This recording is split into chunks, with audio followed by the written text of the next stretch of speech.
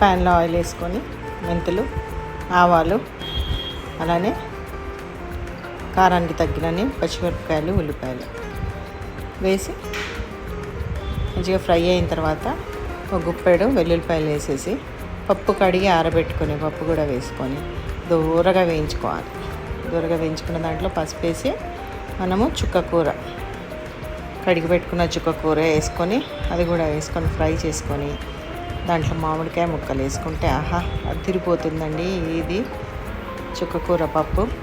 ఓ 3 whistles రానిచ్చి మూత తీసేసి ఒక్కసారి మెదుపుకొని దాంట్లో తగినంత ఉప్పు, కలర్ కోసం కొంచెం కారం వేసి కలిపి సిమ్లో ఉడకనిస్తే ఉంటుందండి. ఆహా జొన్న రొట్టెల్లోకి అద్దిరిపోయే పప్పు, సూపర్ అండ్ టేస్టీ చుక్కకూర పప్పు.